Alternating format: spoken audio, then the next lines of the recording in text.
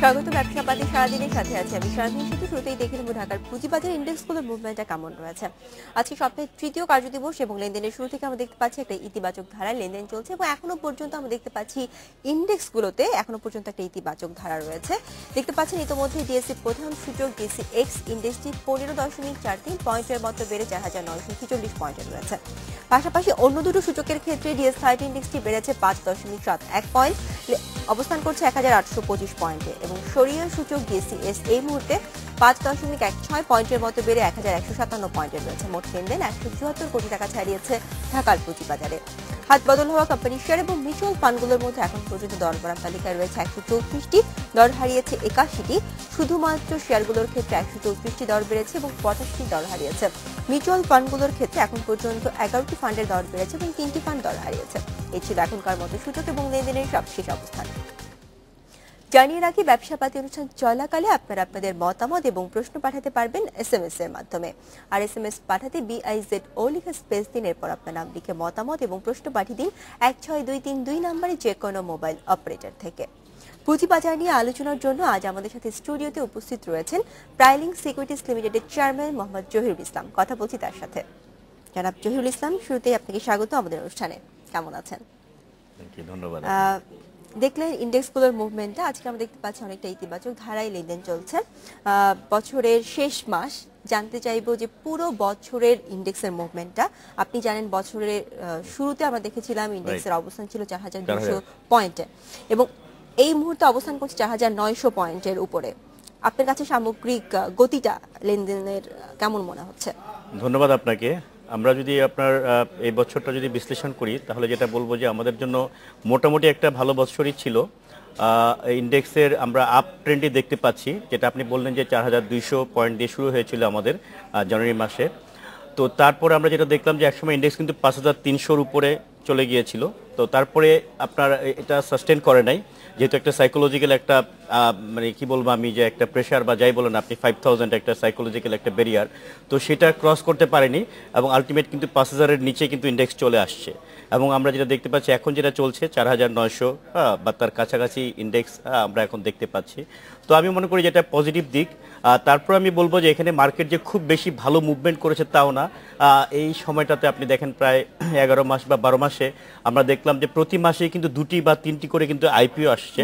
এটা আমাদের জন্য একটা ভালো দিক এবং আমাদের মার্কেটকে বড় করার জন্য ভালো আইপিও বা আইপিও সংখ্যা দেওয়া বাড়ানো, এটা কিন্তু একটা ভালো দিক। এবং এই জন্য আমি এই যেটা বলবো যে বাংলাদেশ সিকিউরিটি এক্সচেঞ্জ কমিশনকে আমি ধন্যবাদ জানাই যে তারা তাদের যে আইপিও, তাদের যে কাজটা, আইপিও সাপ্লাইটা তারা ঠিকভাবে রক্ষা করে চলেছেন। এটা আমাদের জন্য একটা ভালো দিক। পাশাপাশি মোটামুটি লেনদেনের ব্যাপারে বিস্তারিত আরেকটু পরে শুনবো। তার আগে একটা জিনিস জানতে চাইবো, আপনি জানেন যে সামনে 11ই ডিসেম্বর আমাদের ডিএসসি সফটওয়্যারের উদ্বোধন হচ্ছে, এটা নিয়ে জানতে চাইবো আপনার কাছে মনে হয় বিনিয়োগকারীদের মধ্যে এটার প্রভাবটা আপনি কিভাবে দেখছেন? পাশাপাশি যে সকল ব্রোকারেজ হাউস বা যে সকল প্রাতিষ্ঠানিক বিনিয়োগকারী রয়েছেন তারা কিভাবে এই বিষয়টি গ্রহণ করছেন বলে? এটা আসলে আমাদের এক্সচেঞ্জের জন্য খুবই একটা যুগান্তকারী ঘটনা ঘটতে যাচ্ছে। এবং আপনি জানেন, আমি একটু ব্যাকগ্রাউন্ড বলি, আমাদের এই যে সফটওয়্যার ইঞ্জিন যেটা, এটা নতুন আমরা ইন্ট্রোডিউস করতে যাচ্ছি 11ই ডিসেম্বরে এবং মাননীয় স্টেট মিনিস্টার ফাইন্যান্সের উনি এটা উদ্বোধন করতে যাচ্ছেন। সোনারগাঁয়ে আমাদের এই প্রোগ্রাম আছে এবং সেটা 11 তারিখে 10:30টায় সেটা আমাদের প্রোগ্রামটা উদ্বোধন হবে, আপনারা সবাই সেটা জানেন।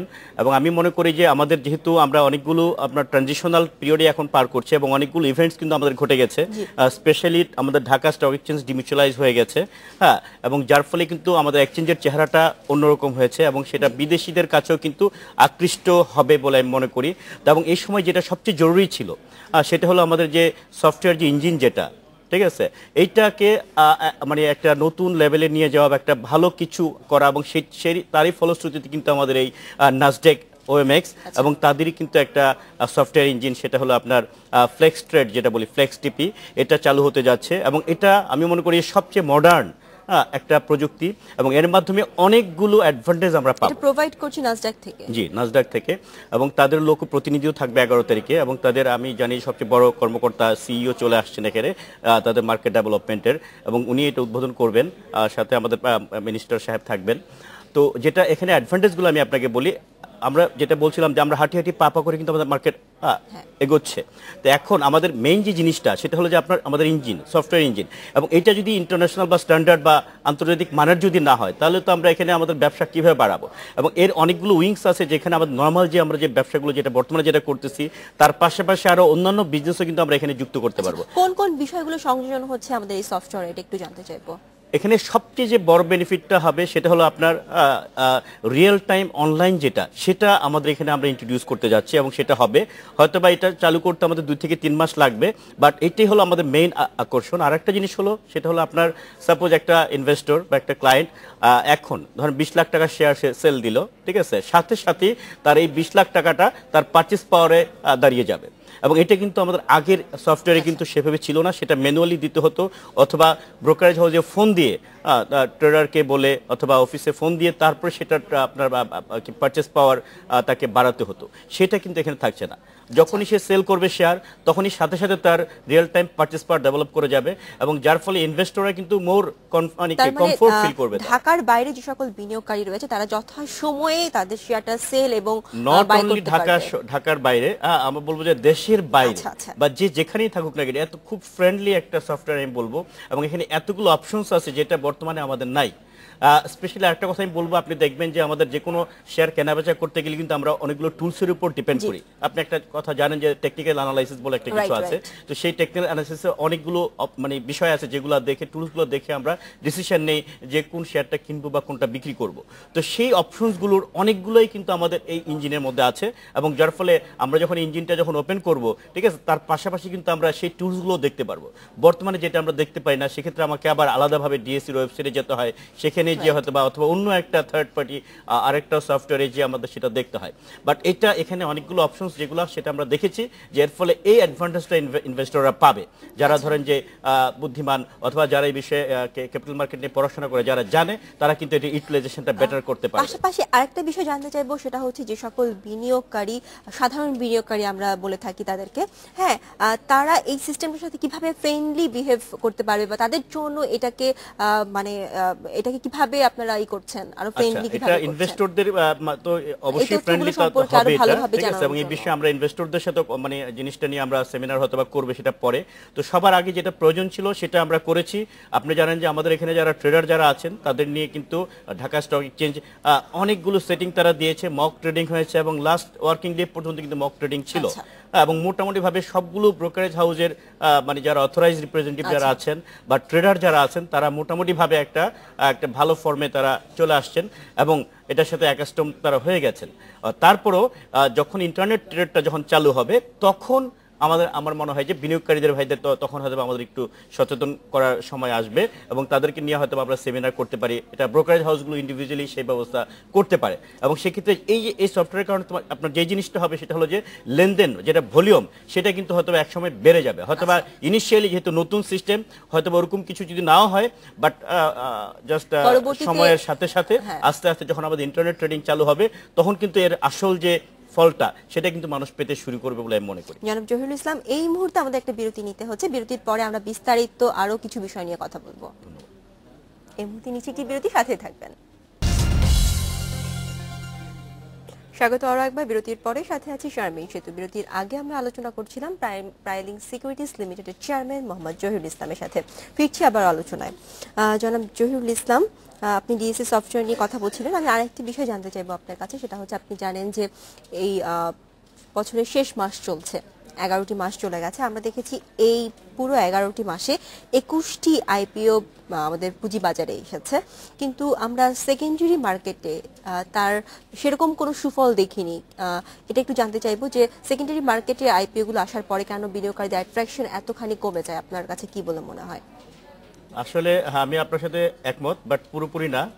সেকেন্ডারি মার্কেটে যে আমরা যে রিফ্লেকশন দেখিনি তা না। মোটামুটি আমি শুরুতেও বলেছি যে আমাদের ইন্ডেক্স 4200 ছিল, সেখান থেকে 5300 পয়েন্টও ক্রস করেছে। তো মানে 1000 পয়েন্টের মুভমেন্ট কিন্তু হয়েছে, এবং সেখানে যে পুরো পয়েন্টটাই যে আইপিও মানে প্রাইমারি মার্কেটেরই পয়েন্ট তা আমি বলবো না। এখানে প্রাইমারি মার্কেটের পয়েন্ট এখানে আছে, বাট বাকিটা কিন্তু সেকেন্ডারি মার্কেটে যে শেয়ারগুলো তার আগে ট্রেড হচ্ছিল তাদেরও কিন্তু এখানে ভূমিকা আছে, এবং এখানে তারা ইন্ডেক্স তারাও বৃদ্ধি করেছে, এবং আমরা দেখেছি মোটামুটি একটা মুভমেন্ট ছিল কিন্তু আমাদের এই বছরটাতে। এবং আমি যেটা আগে বলেছিলাম এখনো বলি আমি আইপিওর যে ধারাবাহিকতা এটা রক্ষা করতেই হবে। আপনার ক্যাপিটাল মার্কেটকে রক্ষা করতে হলে এবং এটাকে যদি বড় করতে হয় তাহলে আপনার প্রাইমারি মার্কেটের কোনো বিকল্প নাই। এবং প্রাইমারি মার্কেট যদি আপনার ডেভেলপ না করে, এবং আমাদের সবচেয়ে বড় অ্যাডভান্টেজ হলো আমাদের এই যে আপনার 30 লাখ বিও অ্যাকাউন্টধারী, এবং যার ফলে কিন্তু আমাদের এই প্রাইমারি মার্কেটটা একটা ভাইব্রেন্সি আমরা এখনও দেখতে পাচ্ছি, এবং এটা আমাদের ক্যাপিটাল মার্কেটের জন্য একটা সুখবর বলে মনে করি। এই জন্য যেটা আমাদের করতে হবে, বাংলাদেশ সিকিউরিটি এক্সচেঞ্জ কমিশন এবং স্টক এক্সচেঞ্জগুলোর পক্ষ থেকে আরও একটু জোরালো ভূমিকা নিতে হবে, এবং আমাদের আরো ভালো কিছু ইস্যু মার্কেটে আনতে হবে। এবং ভালো ইস্যু যদি মার্কেটে আনা যায় তাহলে আমাদের এই প্রাইমারি মার্কেটের যেমন ধরেন যে ভবিষ্যৎ থাকবে, পাশাপাশি সেকেন্ডারি মার্কেটের ট্রিমেন্ডাস একটা কিন্তু গতি আসবে। এবং আমরা দেখেছি যে সমস্ত আইপি গুলো আসছে তারা কিন্তু যে প্রাইসে আসছে তার চেয়ে ভালো প্রাইসে কিন্তু লেনদেন হচ্ছে। এবং কোনোটা তো আমি দেখলাম যে আপনার এখানে 10 টাকা ফেস ভ্যালু, এটা কিন্তু মানে কি বলবো অনেক গুণ বৃদ্ধিও পেয়েছে, 200 গুণ বা মানে কি বলবো 2000 গুণ বৃদ্ধিও কিন্তু পেয়েছে। তো সব দিক মিলে আমি বলবো যে আমাদের মার্কেটটা এই বছরের জন্য প্রাইমারি মার্কেটটা অনেক ভালো ছিল সেকেন্ডারি মার্কেটের তুলনায়, এটা আসলে নির্দ্বিধায় বলে দেওয়া যায়। এবং আমরা দেখলাম লাস্ট একটা আইপিও যেটা হয়েছে যেখানে আপনার অ্যাপ্লিকেশন পড়েছে 900 কোটি টাকা।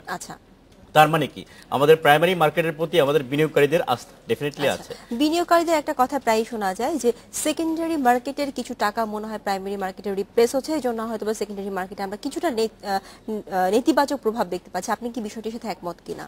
হ্যাঁ, কিছু তো অবশ্যই রিলেশন আছে, বাট সেই জিনিসটাও কিন্তু এখন কমে আসছে। কেন আমি বলি আপনাকে, আগে কিন্তু শুধুমাত্র ব্যাংকের মাধ্যমে কিন্তু আইপিও অ্যাপ্লিকেশনস করা যেত, এবং আপনি জানেন যে মোটামুটিভাবে আমরা বেশ কয়েকটা আইপিও কিন্তু ব্রোকারেজ হাউস এবং মার্চেন্ট ব্যাংকের মাধ্যমে কিন্তু এখন এটা চালু হয়ে গেছে, এবং সেটা কিন্তু সময়ের সাথে সাথে আমরা কিন্তু খাপ খাইয়ে নিয়েছি। এবং এমন কোনো ব্রোকার হাউস আমি শুনিনি, আমার জানা মতে নাই, যে তারা ফেল করেছে এবং এই প্রোগ্রামের সাথে তারা অ্যাডজাস্ট করতে পারে নাই। তো এখন যদি এসএসসি বল না, শুধু ব্যাংকের কি বলে ব্রোকারেজ হাউস এবং মার্চেন্ট ব্যাংকের মাধ্যমে শুধু আইপিও অ্যাপ্লিকেশন করা যাবে, সেটা মানে নেওয়ার ক্ষমতা কিন্তু এখন ব্রোকারেজ হাউসগুলোর আছে, মার্চেন্ট ব্যাংকগুলোর আছে। তো এটা আমি বলবো যে এবছরের জন্য সবচেয়ে যুগান্তকারী একটা ঘটনা। এবং এর ফলে যেটা হয়েছে যে আপনার মানি যেটা স্ট্যাগ হয়ে থাকতো ব্যাংকিং চ্যানেলে বা বিভিন্ন চ্যানেলে, সেটা কিন্তু এখানে আপনার সাইকেলটা কমে আসছে। এবং যার ফলে আমাদের সেকেন্ডারি মার্কেটে কিন্তু এই যে আগে একটা যে প্রভাব থাকতো যে অনেক টাকা আটকে আছে, 2 মাস 3 মাস লেগে যাচ্ছে, টাকাটা মার্কেটে আসতেছে না, মার্কেট থেকে চলে গেছে, সেটা কিন্তু এখন বলা যাবে না। আচ্ছা, আমি আরেকটা বিষয় আপনার কাছে জানতে চাইবো, হচ্ছে খেলাপি ঋণ নিয়ে খুব সংক্ষেপে জানতে চাইবো যে খেলাপি ঋণের বিষয়টা তো আমরা আগেও দেখেছি, কিন্তু বর্তমানে বেশিরভাগ ব্যাংকগুলো এই ব্যাপারে খুব বেশি কনসার্ন। আপনার কাছে কোন বিষয়টিকে বেশি গুরুত্বপূর্ণ মনে হয় এই বিষয়ে? আসলে হ্যাঁ, খেলাপি ঋণ বিষয়টা আমাদের ক্যাপিটাল মার্কেটের সাথে যাই হোক একটু আপনি বলেছেন প্রশ্ন, আমি তাও অ্যান্সার দিই।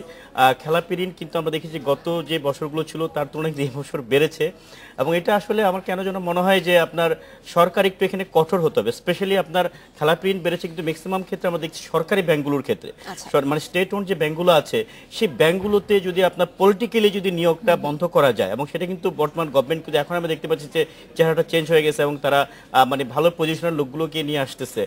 সেটা যদি আগে তারা করতেন তাহলে হয়তো বা আপনার এই ইয়াটা হতো না, এবং এটা চেঞ্জ হয়ে যাচ্ছে, এবং আমার মনে হয় যে এটা কমে যাবে। আপনাকে অসংখ্য ধন্যবাদ আমাদের অনুষ্ঠানে এসে সময় দেওয়ার জন্য। আপনাকে অনেক ধন্যবাদ। এখানে নিচ্ছি একটি সংবাদ বিরতি, সাথে থাকুন।